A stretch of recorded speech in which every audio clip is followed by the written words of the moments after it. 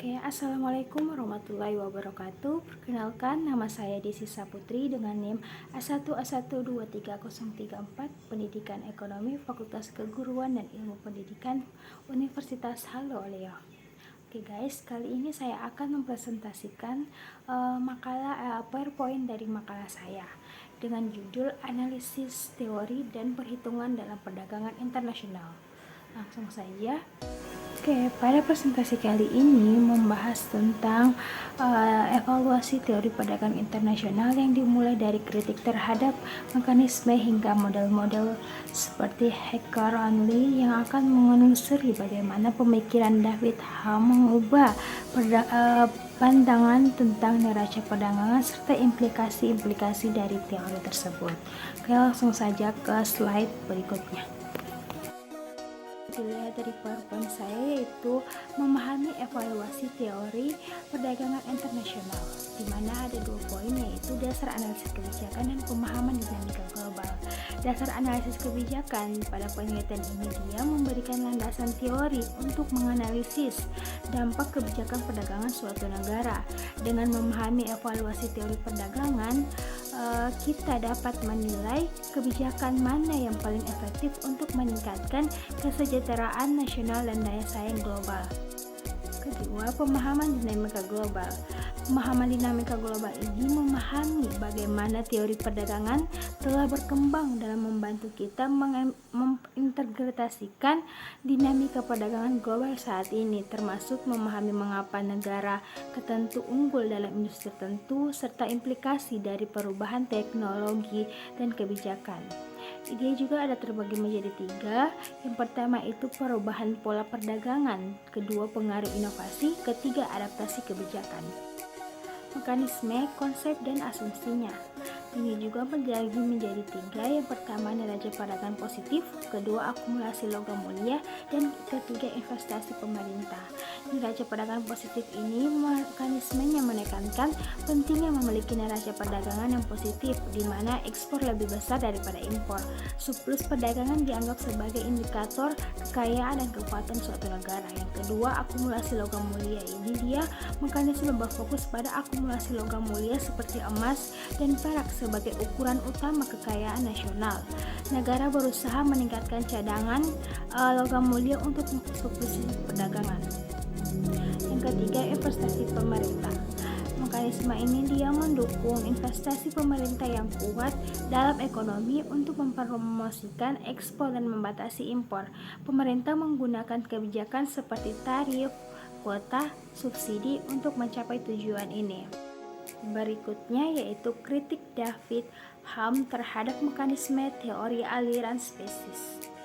Yang pertama bisa kita lihat dari PPT ini, yaitu teori analisis harga spesies, di mana David mengkritik mekanisme dengan teori aliran harga spesies yang pendapatannya bahwa upaya untuk mempertahankan surplus perdagangan yang besar tidak mungkin dilakukan dalam jangka panjang. Kedua, mekanisme penyusutan otomatis, di mana Hume menjelaskan bahwa surplus perdagangan akan menyebabkan peningkatan pasokan uang di suatu negara yang pada gilirannya akan meningkatkan harga kosmetik. Hal ini akan membuat ekspor pulang kompetitif dan impor lebih menarik. Ketiga, neraca perdagangan kembali normal, yang akibatnya neraca perdagangan akan kembali ke tingkat yang lebih normal seiring dengan penyesuaian harga. Hume menyimpulkan bahwa tidak mungkin bagi suatu negara untuk mempertahankan surplus perdagangan yang besar secara permanen. Slide berikutnya yaitu keunggulan absolut dan komparatif, perbandingan dan batasan. Yaitu ada 3 juga poin-poin pentingnya. Yang pertama, keunggulan absolut menurut Adam Smith. Negara harus fokus pada produksi barang di mana mereka lebih efisien daripada negara lain. Spesialisasi perdagangan meningkatkan output global. Yang kedua, keunggulan komparatif, David Ricardo, di mana negara harus fokus pada produksi barang dengan biaya oportunitas terendah, bahkan jika mereka tidak memiliki keunggulan absolut ini memungkinkan efisiensi global. Yang ketiga, batasan. Kedua teori memiliki batasan seperti asumsi biaya konstan dan tidak mempertimbangkan faktor-faktor seperti teknologi dan sumber daya. Slide selanjutnya yaitu model Hacker Online, faktor produksi dan perdagangan. Bisa kita lihat ini seperti bentuk piramida yang dimana yang pertama yang paling tinggi itu spesialisasi, kedua perdagangan, ketiga faktor produksi. Spesialisasi ini negara berprestasi dalam barang yang menggunakan faktor produksi yang melimpah. Kedua, perdagangan. Perdagangan terjadi karena perbedaan kesediaan faktor produksi. Dan yang ketiga, faktor produksi di mana model dan tenaga kerjanya ini sangat penting. Model Hacker Online menjelaskan pola perdagangan berdasarkan perbedaan ketersediaan faktor produksi antara negara-negara dan membantu dalam memahami mengapa negara-negara tertentu berprestasi dalam industri tertentu. Slide selanjutnya yaitu paradoks Leon Native, tantangan terhadap model Hacker Online. Kedua, yang pertama temuan Leon Native dan penjelasan potensial.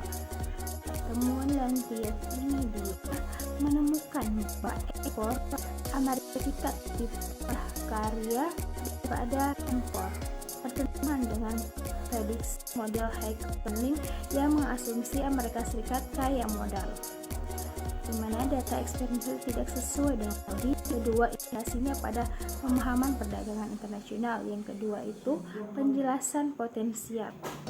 Beberapa penjelasan diajukan termasuk perbedaan dalam kualitas tenaga kerja, peran sumber daya alam, dan historis perdagangan akibat kebijakan pemerintah.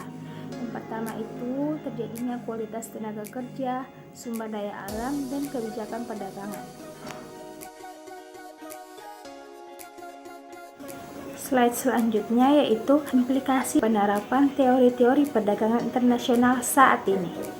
Bisa dilihat dari PPT saya ada 3 penerapan teori perdagangan internasional saat ini. Yang pertama kebijakan perdagangan, kedua strategi industri, yang ketiga globalisasi. Kebijakan perdagangan itu dia teori perdagangan memandu kebijakan perdagangan termasuk negosiasi perjanjian perdagangan dan penerapan tarif. Yang kedua strategi industri, di mana ia memahami tentang keunggulan komparatif membantu perusahaan dan negara dalam mengembangkan strategi industri yang efektif. Yang ketiga, globalisasi. Teori perdagangan membantu memahami dampak globalisasi dan integrasi ekonomi internasional. Teori-teori perdagangan internasional memiliki implikasi yang lebih dalam kebijakan perdagangan, strategi industri, dan pemahaman tentang globalisasi. Mereka memberikan kerangka kerja untuk menganalisis dan memprediksi pola perdagangan globalisasi saat ini. Oke, baik, kesimpulan dan saran. Kesimpulan, evaluasi teori perdagangan internasional mencerminkan upaya untuk memahami kompleksitas perdagangan global, dari kritik terhadap mekanisme hingga model-model modern. Teori perdagangan terus berkembang seiring dengan perubahan ekonomi dunia.